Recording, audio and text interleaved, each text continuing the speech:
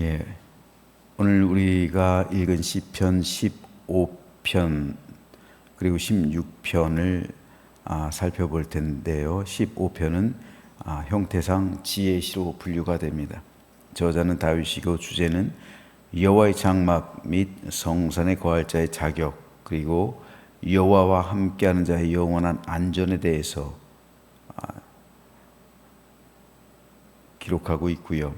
16편은 메시아 예언시로 분류됩니다. 저자는 다윗이고 주제는 여호와 유일 신앙을 가진 자의 영원한 복락에 대해서 이야기하고 있습니다. 오늘 이 시 가운데 먼저 시편 15편에 대해서 살펴보려고 하는데, 15편을 시작하면서 다윗은 하나님께 한 가지 물음을 제기하고 있습니다. 여호와여, 주의 장막에 머무를 자 누구오며 주의 성산에 사는 자 누구오니까? 여호와의 주의 장막 그리고 주의 성산, 여기서 머무르며 살아가는 자가 누구입니까? 여기서 단순히 유하며 살아간다 라는 것은 공간적인 개념이 아니죠. 주의 장막이란 여호와의 언약궤가 안치되어 있었던 공식적인 예배 처소를 말하고요. 성산이란 시온산을 말하죠. 그 언약궤가 안치되어 있던 시온산이에요. 하나님과 밀접한 교제가 이루어지는 주의 장막, 그리고 하나님께서 임재하시는 주의 성산, 이것은 하나님과 바른 교제가 일어나는 진실한 예배의 삶을 말하는 거예요. 단순히 그곳에 갔다고 해서 그곳에 머무르는 것이 아니고, 그곳에서 예배를 드린다고 해서, 제사를 드린다고 해서 그곳에서 살아가는 것이 아니란 말입니다. 즉 하나님께서 바르게 여기시는 예배자의 삶, 하나님께서 인정하시는 참되고 바른 예배자의 모습, 이 모습을 가리켜 다윗은 주의 성산에 살아가는 자, 주의 장막에 머무는 자라고 말하고 있는 겁니다. 즉 온전한 예배자의 삶의 태도의 모습, 그것을 가리켜 주의 장막에 머무르는 사람, 그리고 주의 성산에서 살아가는 사람이라고 말하는 거예요. 단순히 교회에 나온다고 해서, 단순히 예배를 드린다고 해서, 단순히 그곳에 있다고 해서 주의 장막에 머무른 자가 아니고 주의 성산에서 살아가는 자가 아니란 말입니다. 똑같이 교회에 나와서 똑같이 하나님을 예배할 수 있습니다. 하지만 하나님께서 기쁘게 받으시고 참되게 예배하는 성도가 있는 반면에 하나님의 마당만 밟고 가는 사람이 있을 수 있다는 말입니다. 똑같이 하나님께 제사를 드렸어도 아벨의 제사는 하나님께서 연락하셨지만 가인의 제사는 받지 않으신 것과 같습니다. 그러므로 다윗은 그렇다면 누가 진정 주의 장막에서 주님과 함께 머무르며, 누가 과연 주의 성산에서 주님을 예배하는 삶을 살아갈 수 있겠습니까? 라고 묻고 있는 겁니다. 즉 하나님께서 찾으시는 예배자는 과연 누구며, 누가 하나님의 은혜와 충만한 복을 누리며 주와 함께 연합하며 살아가는 예배자의 삶을 살아갈 수 있겠습니까? 라며 그 자격에 대해 논하고 있는 거예요. 누가 과연 그러한 자격이 있는 사람입니까? 누가 과연 주와 함께 할 수 있는 자격이 있으며, 누가 함께 주와 함께 머무르며 주와 함께 살아갈 수 있는 자격이 있는 자입니까? 여기서 다윗이 제시하고 있는 참된 예배자의 자격 10가지입니다. 첫째로 정직하게 행하는 자입니다. 여기서 정직이란 히브리어 원어로 번역하면 완전이란 의미입니다. 온 세상이 혼란하고 죄악으로 관영했을 때 노아만은 당대 완전한 자였다, 성경은 기록합니다. 바로 이 완전이란 단어가 정직으로 번역되고 있는 거예요. 하나님은 하나님 앞에서 정직한 모습, 이것을 완전이라고 말씀합니다. 죄를 지어놓고서 회개하지 않거나 잘못을 저질러 놓고 사과하지 않는 것은 정직한 것이 아니고 완전한 것이 아닙니다.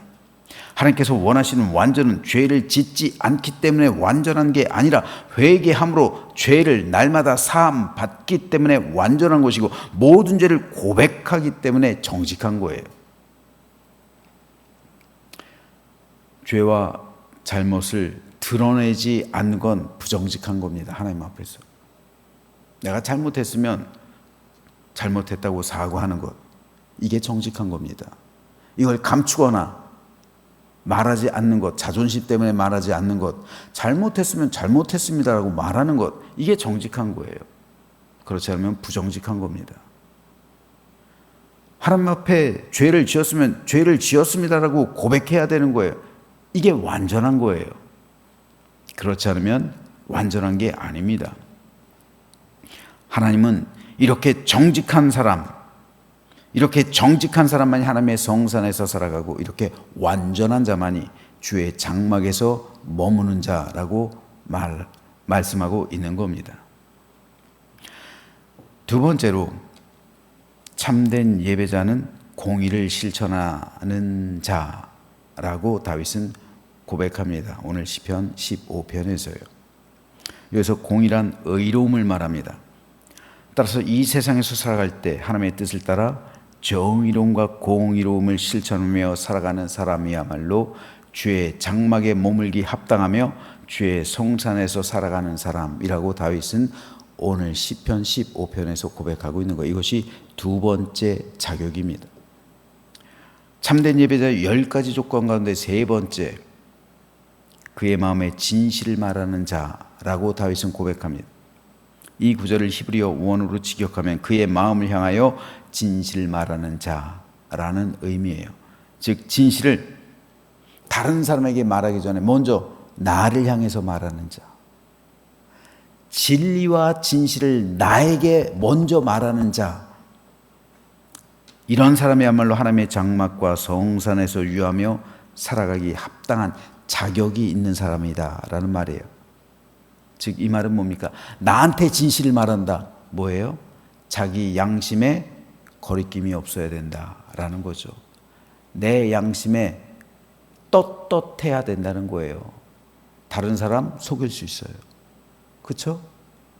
다른 사람은 나의 진실을 모를 수 있단 말입니다. 하지만 내 양심은 알아요. 내 양심은 모든 것을 다 알아요. 나의 모든 것을 알아요. 내 양심을 향해서 진실을 말하라는 거예요. 내 양심을 향해서 진실을 말했을 때 그 양심의 앞에서 떳떳하다면 그가 바로 성산에서 살아갈 자격이 있다는 거예요. 다른 사람은 속일 수 있어요. 다른 사람에게 내가 거짓된 모습으로 나를 포장할 수 있어요. 사탄도 자신을 광명한 천사로 가장해요. 하지만 자기 자신을 향해서 내 양심 앞에서 떳떳할 수 있느냐? 그거예요. 하나님의 성산에서 살아가는 사람, 주의 장막에 머물기 합당한 자격이 있는 사람은 바로 나를 향해서 진실을 말할 수 있는 사람, 즉 내 양심 앞에서 떳떳함으로 살아갈 수 있는 사람, 그가 바로 하나님의 성산에서 살아갈 수 있는 자격이 있는 사람이다. 다윗은 고백하는 겁니다. 네 번째로, 참된 예배자는 그의 혀로 남을 허물하지 아니하는 자라고 다윗은 고백합니다. 여기서 허물한다라는 말은 히브리어 원어로 정탐한다는 뜻이에요. 즉 다른 사람의 죄를 샅샅이 정탐하고 다닌다는 거예요. 그를 잘되게 하기 위해서, 아니요, 그를 무너뜨리기 위해서 샅샅이 그 사람을 정탐하고 다닌다는 거예요. 이 사람의 잘못이 뭔지, 이 사람이 어떤 죄를 짓고 있는지, 이 사람이 뭐를 어떤 실수를 하고 있는지 샅샅이 정탐하면서 그 사람의 모든 것을 다 해친다는 거예요.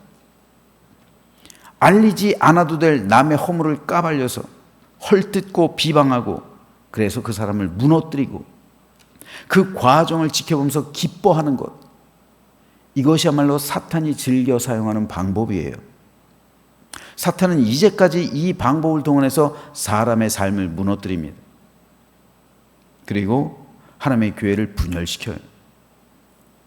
따라서 그의 혀로 남을 허물하지 않는 자야말로 하나님을 참되게 예배하는 자격이 있는 사람이라는 거예요.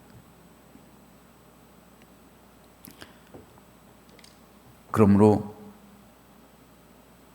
네 번째 참된 예배자가 되기 위해선 그의 혀로 남을 허물하지 않는 자, 남을 함부로 비방하거나 참수하거나 그리고 그를 무너뜨리지 않는 자, 그의 영혼을 지켜주는 자. 물론 책망할 수 있어요. 그렇죠? 잘못했으면 이거 책망해야죠. 하지만 그 책망의 이유와 목적이 뭡니까? 그 영혼을 살리기 위해서 하는 거예요. 그 영혼을 살리기 위해서. 그 영혼을 사랑하기 때문에, 그를 잘되게 하기 위해서, 그를 온전히 하기 위해서. 이거는 사랑입니다. 이건 축복이에요.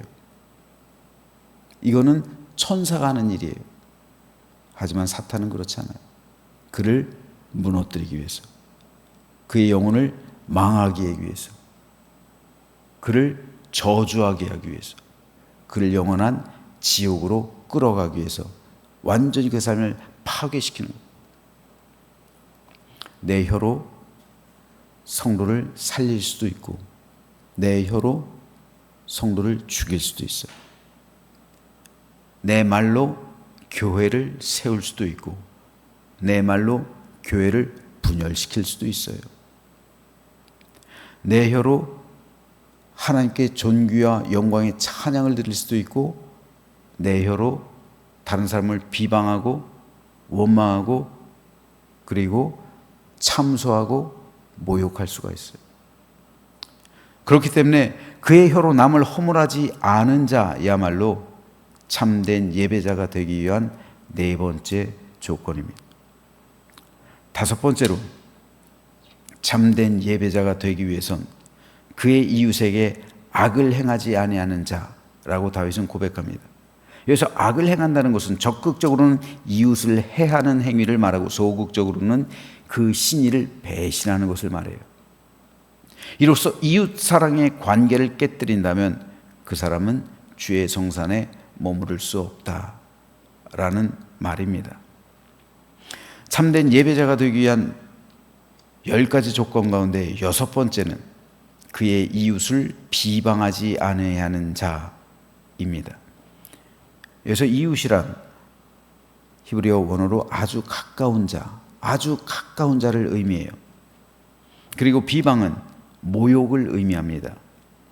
그러므로 이 말은 아주 가깝게 지내는 사람을 모욕함으로써 수치스럽게 한다라는 의미예요. 주의 장막과 주의 성산에서 머물며 살아가기 합당한 사람은 아주 가깝게 지내는 사람을 모욕함으로 수치스럽게 하지 않는 사람이라는 의미예요. 아주 가깝게 지내는 사람 누굽니까? 가장 가깝게 지내는 사람 부부예요. 부부. 내 남편과 내 아내 모욕하지 않는 것. 그래서 내 남편과 아내를 수치스럽게 만들지 않는 것. 이것을 말하는 거예요. 아주 가깝게 지낸 사람, 교회에서는 성도들이에요. 그렇죠? 내 성도들. 우리 속담에서도 누워서 침 뱉기라는 말이 있잖아요. 성도들을 욕하거나 내 가족 누군가 비방한다면 누워서 침 뱉기라는 거죠. 아주 가깝게 지내는 그런 사람을 모욕함으로 수치스럽게 만드는 것, 이것은 하나님의 성산에서 살아가기에 합당하지 않다는 거예요. 참된 예배자의 10가지 조건 가운데 7번째는 그의 눈은 망령된 자를 멸시하며 여호와를 두려워하는 자들 존대하는 자입니다. 여기서 망령된 자라는 히브리어 원어로 하나님께 버려진 자를 의미해요. 즉 하나님께 버려진 자, 하나님께 버려진 자라고 해서 세상에서 형통하지 않은 게 아니에요. 하나님께 버려진 자들도 세상에서 얼마든지 잘 살아요. 왜요? 세상의 공중권세는 마귀가 잡고 있기 때문에 하나님께 버려진 자가 세상에서 더 형통할 수 있어요. 얼마든지. 그렇죠? 이 세상은요, 세상에서 버려진 자들이 더 부자로 살아요. 세상에서 버려진 자, 이 하나님께 버려진 자들이 세상에서 더 잘 살아요. 그런데 그것을 부러워하지 않는 것. 사악한 자의 형통을 부러워하지 않는 것. 도리어 그 형통을 멸시하는 것. 여호와를 두려워하는 자를 존귀 여기고 존대하는 사람. 그 사람이 바로 주의 장막에 머무르기 합당하고 주의 성산에서 살아가기 합당한 사람이라는 말입니다. 즉 세상 것 부러워하지 않는 사람, 주께 버려진 사람을 바라보면서 부러워하지 않는 사람, 그의 형통을 멸시할 수 있는 사람, 도리어 여호와를 존귀 여기는 사람, 여호와를 두려워하는 사람을 존귀 여기는 사람, 도리어 그 신앙을 가진 사람을 보고 그의 삶을 부러워하는 사람. 여러분, 어떤 사람이 부럽습니까? 세상에서 많은 것을 가진 사람이 부럽습니까? 아니면은 진짜 좋은 신앙을 가진 사람이 부럽습니까? 우리는 어떤 사람을 부러워합니까? 우리는 우리 자녀들에게 어떤 사람이 되라고 가르칩니까? 세상에서 많은 것 누리는 삶을 살아가라고 가르칩니까? 아니면 진짜 좋은 믿음을 가진 사람으로 살아가라고 가르칩니까? 이거예요. 진짜 여호와를 두려워하는 자를 존귀 여기고 그 사람을 존대하는 사람, 그 사람이야말로 주의 성산에서 살아가기 합당한 사람, 참된 예배자라고 다윗은 고백하고 있는 겁니다. 8번째로 참된 예배자의 10가지 조건 가운데 8번째는요, 그의 마음에 소원한 것은 해로울지라도 변하지 않은 자라고 다윗은 고백합니다. 이 말을 직역하면 그는 스스로를 상하게 하는 소원을 했으나 그 소원을 바꾸지 않는 자입니다. 여기서 소원이란 하나님께 약속이죠. 스스로를 상하게 하는 약속을 할 수가 있어요.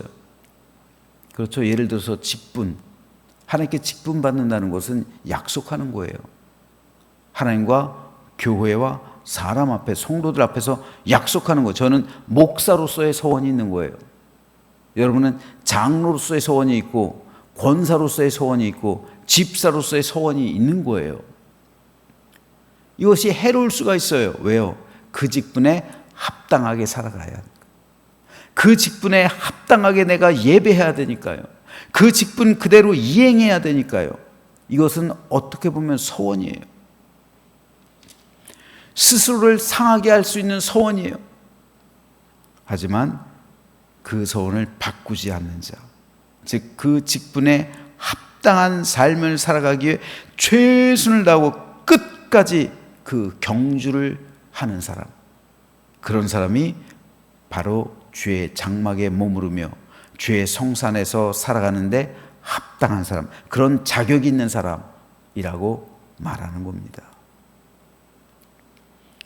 내가 가진 이 직분의 무게 감당하기 어렵습니다 하고 중도에 포기하지 않는 사람, 끝까지 그 짐을 지고 가는 사람, 이것이 바로 그의 마음에 소원한 것은 해로울지라도 변하지 않는 자라는 의미입니다. 9번째로 이자를 받으려고 돈을 구워주지 아니하는 자가 주의 성산에 살아가기 합당한 자격이 있는 사람이라고 말합니다. 여기서 이자란 고리대금이에요. 즉 지나치게 많은 이자를 받고 형제의 삶을 피폐하게 하는 사람, 형제의 사정 돌보지 않고 돈만을, 이윤만을 추구하는 사람. 그렇죠? 돈이 더 중요한 사람이 있어요. 형제의 신의보다, 다른 사람과의 관계보다 돈 때문에 가정이 무너지고, 돈 때문에 모든 관계가 파괴되는 것, 이걸 말하는 겁니다. 이것은 그 자체로서 이웃사랑을 저버리는 것이죠.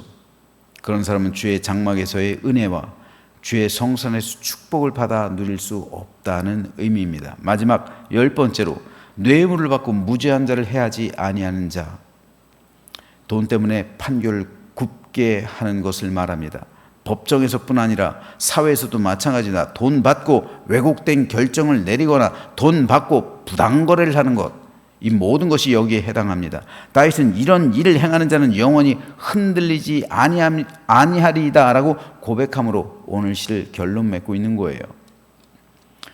그렇기 때문에 이 10가지, 이런 10가지 일 앞에서 오늘 저와 여러분은 어떻습니까? 우리가 진정 참된 예배자가 된다면, 하나님께서 찾으시는 예배자라면 다윗이 말하고 있는 이 10가지 삶의 열매가 우리 삶 가운데 맺히게 될 겁니다. 그렇지 않으면 우리는 하나님과 친밀하고도 바른 교제를 할 수가 없고 하나님 앞에서 참된 예배자의 모습으로 나아갈 수가 없는 거예요. 그러므로 저는 저와 여러분 모두가 다윗이 고백하고 있는 이 10가지 삶의 열매가 진실하게 맺히는 참된 예배자가 되기를 소망합니다. 예수님은 하나님은 하나님께 참되게 예배할 자를 찾고 있다 말씀하시는데, 저와 여러분이 이 시대 우리 하나님께서 찾으시는 참된 예배자로 발견되기를 소망합니다. 그래서 주의 장막에 유하며 주의 성산에 살아가기 합당한 우리 모두가 되어서 오늘 하루 우리 주님과 동행하며 하나님의 기쁨이 되는 삶을 살아가는, 그래서 하나님과 교제하며 친밀한 은혜를 나누며 우리 하나님께서 베풀어 주시는 은혜의 충만한 복을 누리며 살아가는 우리 모두가 되시기를 주님의 이름으로 축원합니다.